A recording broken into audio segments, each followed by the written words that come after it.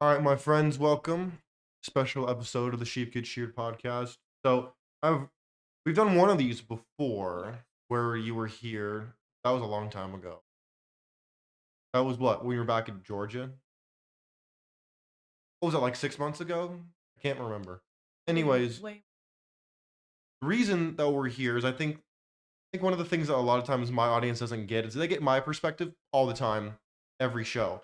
But what they don't get is they don't get other people's approval because I don't usually have guests on the show at all.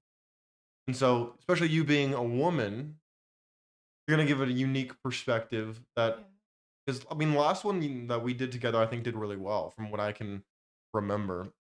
But I think what because we talked about this a little bit beforehand, but what I want to discuss is so people who are more like red pill type men consume a lot of that content. A lot of women consume more like men ain't shit. You know, women go kind of girl power feminist, at least adjacent stuff like that. Not everyone's gonna go so far in one direction, and some people are not gonna go so far in the other direction.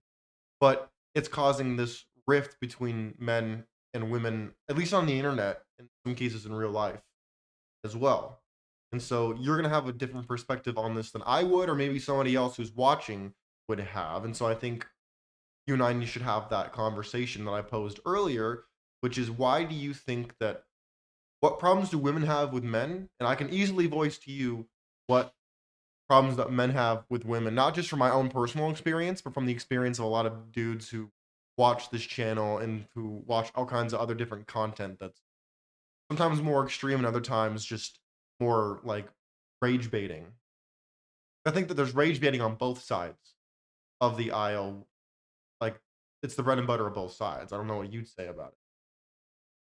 I feel like very social media. I think you're gonna get a very different perspective on like depending on which site you're on.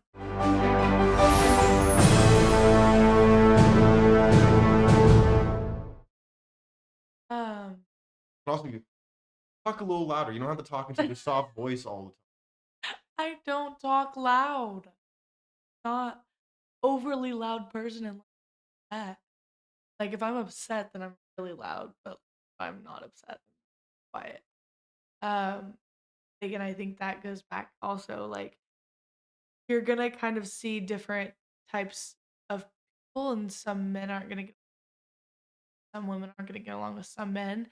Why women and women don't always get along together. Well, you see, but that's kind of the third rail. What you just said is kind of the third rail because a Like, lot of times women are better at this than men with this idea of I got you, girl, kind of a thing. For mm, dude, like, but they at least pretend. Like, women are never gonna be like, "Oh, I'm gonna steal your man." Like, they'll do it sometimes, but it's not as common as dudes who do it.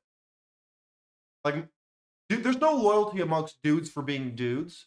A lot of times, there's loyalty amongst women for being women. well, there's always, I mean, there it's called bro code, and it's also called girl code, and that's But bro code's largely a myth, unless like for my best friends that I've known forever. Of course, I'm gonna have some bro code.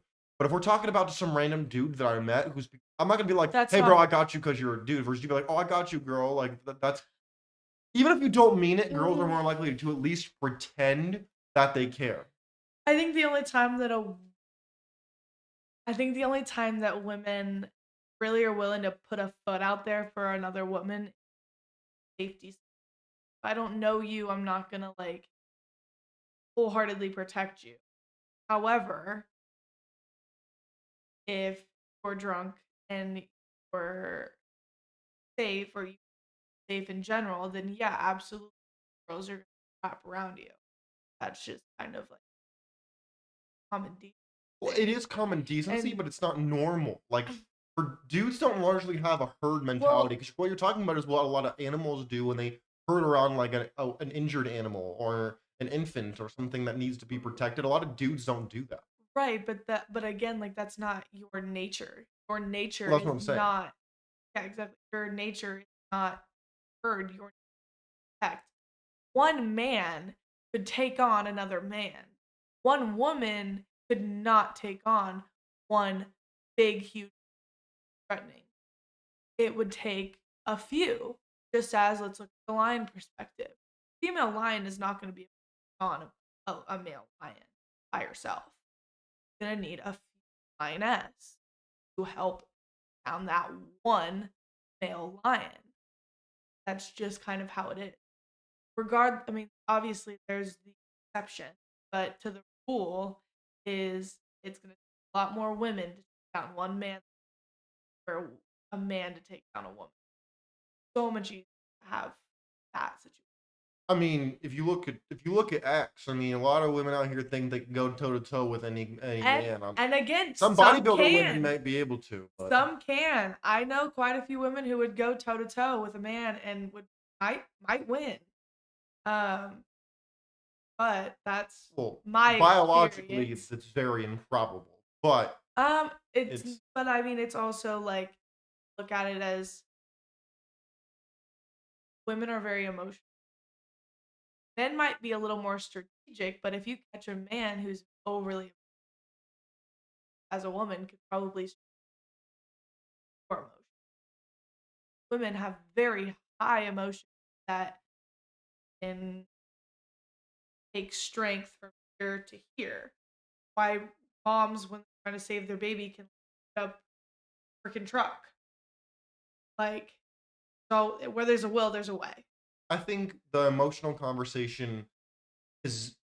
I'm glad you said it because the emotional conversation is a whole different one in the sense that men in general don't talk from an I feel perspective, and if they do, they're looked down on by other men because we're not supposed to descend to that level because you can't argue emotion. Men like to argue, women don't tend to argue as much, they tend to just fight each other.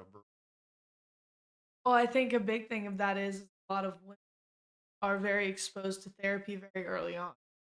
And I mean, I feel like my perspective, I mean, a lot of people I knew in school were very exposed to therapy very, very early on. And in therapy, we're taught as a kid called I feel state.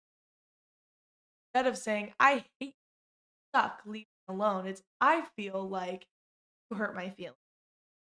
I feel what you did was, and so you're taught that from such a young age that you almost like feel like that's the only way to communicate healthily. Healthfully.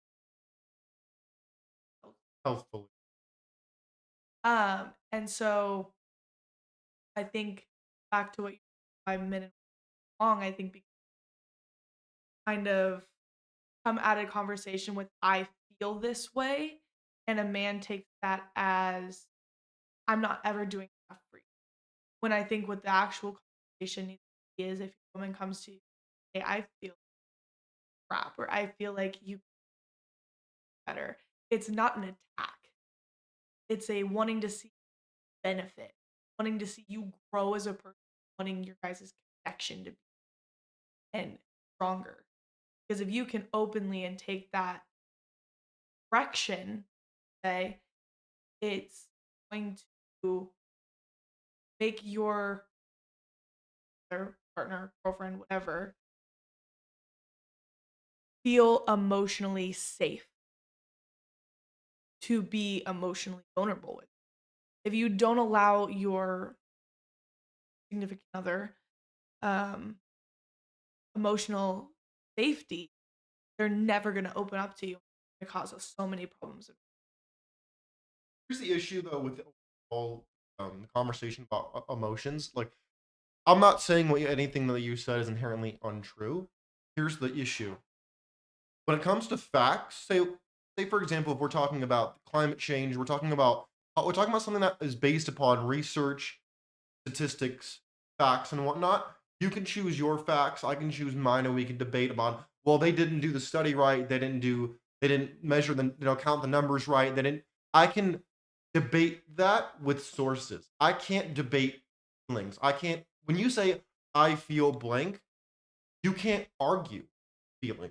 So at that point, you have no choice but to accept what the person's telling you because I can't tell you what you're feeling because I'm not you. So it's kind of an unfair conversation, even if it's not meant to be malicious. Like, for example, if I said, I feel like you don't love me, that doesn't mean you don't love me. That just means you feel that way. But because you feel that way, it's now become reality for you, But even if not true. however, to the second of that comment, say, I don't feel like you love me. Response to that should, well, how can I make you feel love? And I think that goes to a conversation of if your partner, significant other, whatever, I don't like the word partner. feels like that you don't love them, then you're not meeting their love language requirement. Not because you're not loving them, not because you're not showing them in other ways that you love them, but you're not showing it in a way that they're able to receive and feel that connection. And that is unfortunately how a relationship, it's all based on feeling. Have to feel in a way. You shouldn't have to argue a feeling in a relationship. It should be an understanding. If I said, "Hey, I feel really crummy today, and I feel like you could have cleaned the house better. I feel like you could have taken the dog out a couple. I didn't feel." Then that should say, "You know what? Completely understand you're upset, and you're right. I could have done better, and I'm sorry that you feel crappy. What can I do to help?" See, but Instead that's a of coming at it as, "Oh, well, you're attacking me." No, I'm not attacking you. I'm trying to help in a way that's telling you how I personally felt about the situation. And if you respond in a hostile or aggressive or like you are going to almost like you're acting yourself of some kind, then that's going to lead to frustration and apart from you rather than well, together. that's one of, and again, and why is it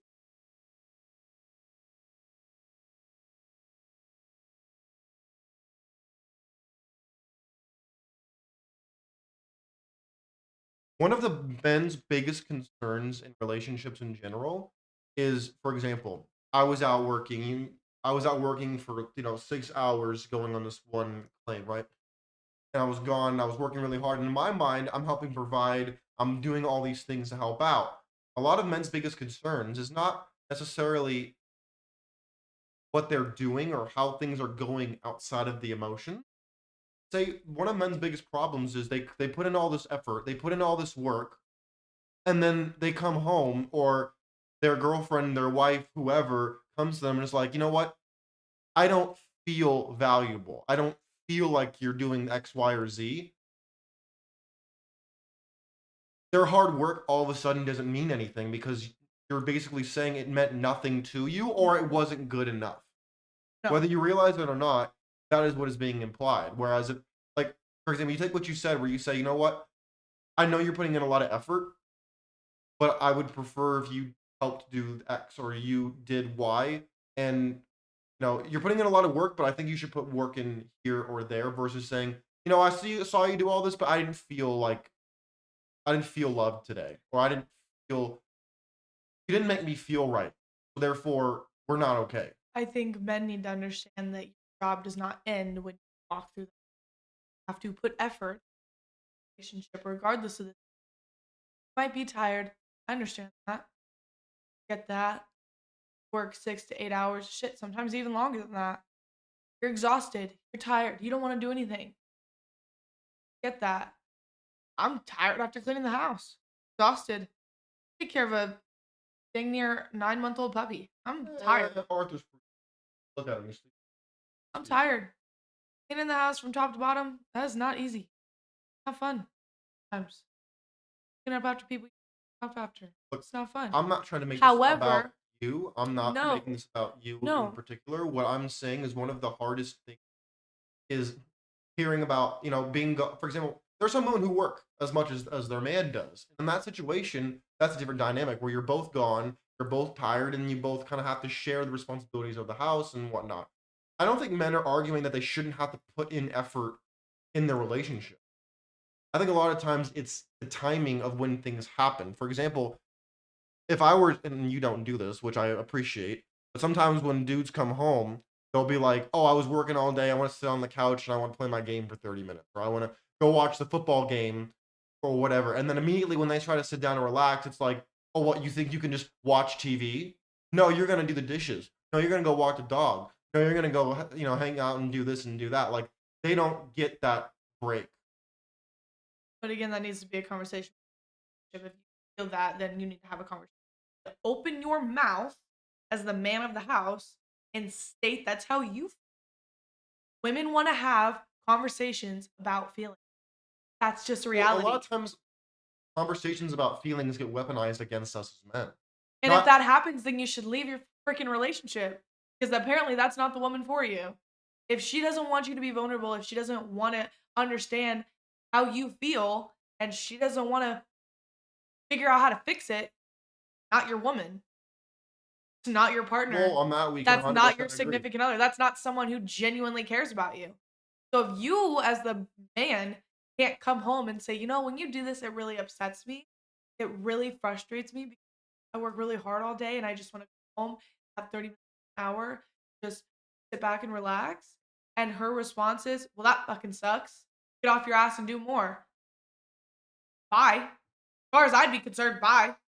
You can leave. Well, and a lot of Because clearly you don't care about me. You don't care about my emotions. And you don't care about how I feel about a situation. And you don't care about how much I work my ass off. Get the hell out of my house. see the interesting thing is I agree with you. I think a lot of I other see no people issue with would that. would agree with you. Here's the rub though. In some situations that works just fine. But let's say hypothetically you're married Get and out. you have kids Get out. and you have all these things. Toxic household is not okay for yes, your children to be but around. here's the problem. There's a penalty for leaving in that. Shouldn't be with That's someone who hurts your feelings. Shouldn't be with someone who treats you like a no, bitch. no, no, you shouldn't. I agree with you. You shouldn't. But But the problem if is you're dudes let stand to lose their house, they lose their kids. A lot of times that's what happens when they get get divorced. prenups. Get prenups. Women don't sign prenups overwhelming. And Well, you can't do if it you for don't want to, kids. if you don't want You to, can't do that for kids. doesn't matter. Or you can get 50-50 custody. Most don't get 50 custody. Wrong. A lot of parents do. If Uh, they're both fit parents and they both actually work and they both actually support a child, yeah, they Reagan, can. I'm telling you that that's just fundamentally not the case. Do some people get it? Sure. But a lot of men they fight for 50-50. They don't get 50-50 by No, default. you both have to fight. Depending on the state you're in, you both have to fight. But you shouldn't have to is my point. I can't solve the judicial system. No, I'm not asking you to solve it. I I'm can't just solve saying the judicial system. no. But regardless, your kids shouldn't have to see you be around someone who hates you, who treats you like garbage, who continuously disrespects you. You know what that's gonna treat? You know what that's gonna teach your son? Let women walk all over him and treat him like garbage. Well, but see, You know what here's that's the gonna other treat side your of the coin. daughter? You know what that's gonna teach your daughter? She can do that to men too. I agree with And you. that's not okay. That's not good parenting. That's not a good household. It's actually a very toxic household, and you shouldn't want your kids in it. I agree So if you with have you. an issue with how things get split, fight your ass off and prove it. Start recording conversations. Put a camera in your house. I don't care what you have to do, but if you can make it, you pay the mortgage, pay for your house, pay the light bills, put cameras in it. Get little nanny cams. Get footage.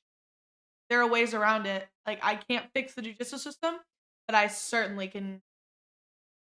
There's always ways around it.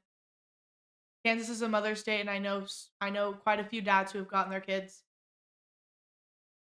Well, we're seeing a rebound for the first time, and overwhelmingly, that's one of the reasons why people are hesitant to get married in the first place. Is because usually things start off fantastic.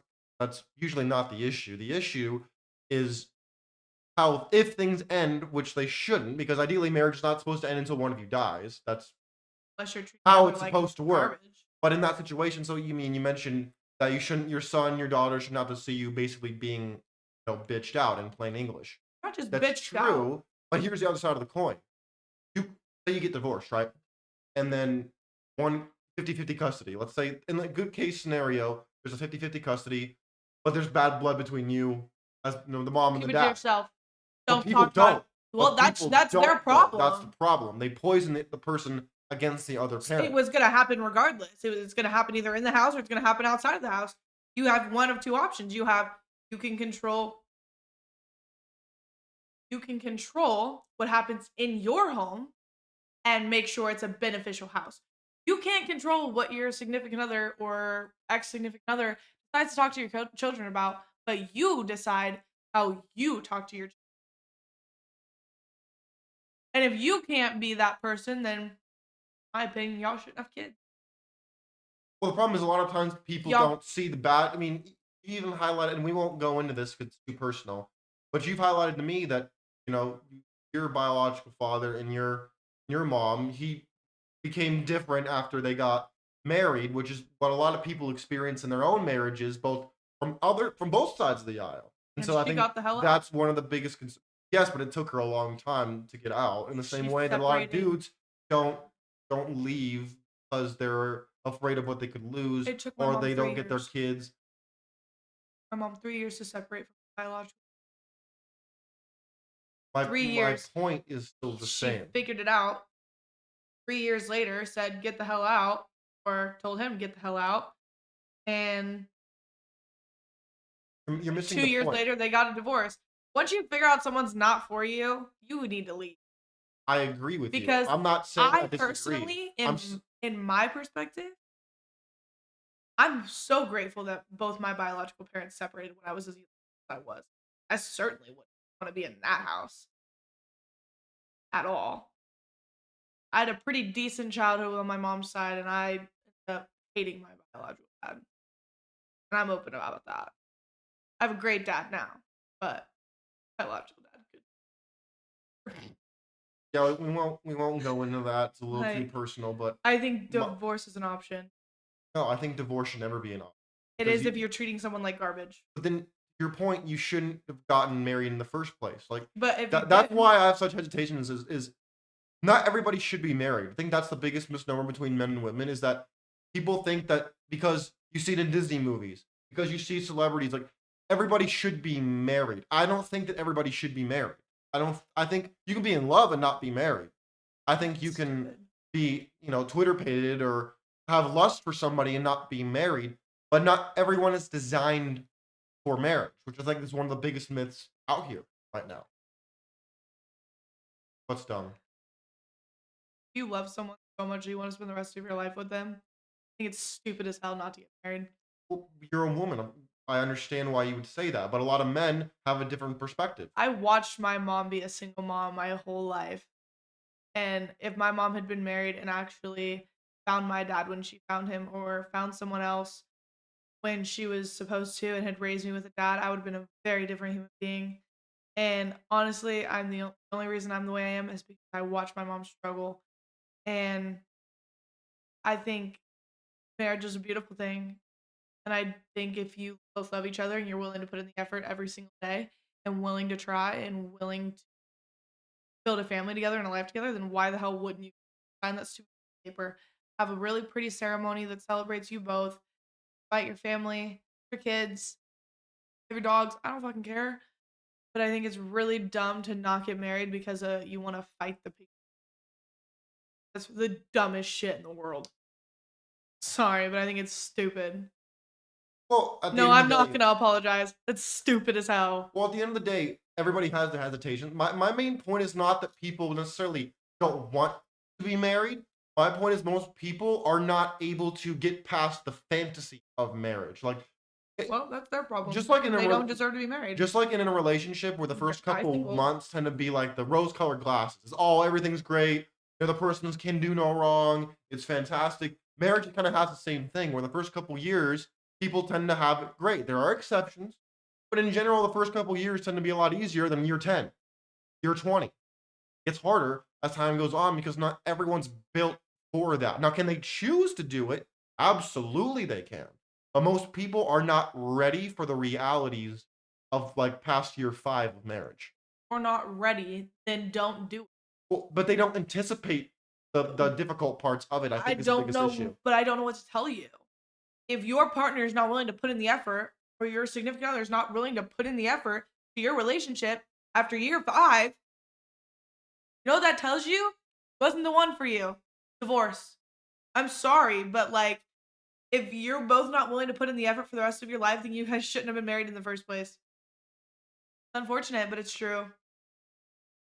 I also think sometimes the whole like, oh, you shouldn't move in together before you get married. I think that's dumb. Genuinely think that's dumb. Because I certainly wouldn't want to marry someone and then hope to Lord that we get along in the same house, that we can share the same space. Rough, not fun. I certainly wouldn't want to marry someone without getting a dog with them first because I want to see how you treat people. I want to see how you raise the puppy. I want to see that we can get along in a parenting situation before we get married.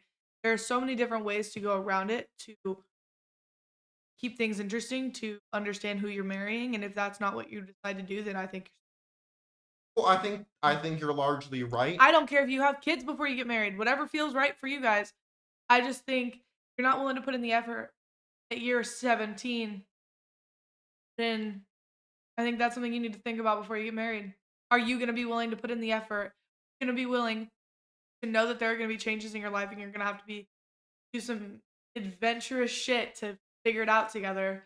Go on some little road trip, be stuck in a car for a few hours together and still be able to laugh. That one seemed a little personal. That one. Like, I mean, it's just that simple for me. Like, if you can't still look at your partner and find something that makes you giggle about them, then after 4 years, 5 years, clearly that wasn't your partner. That wasn't your partner.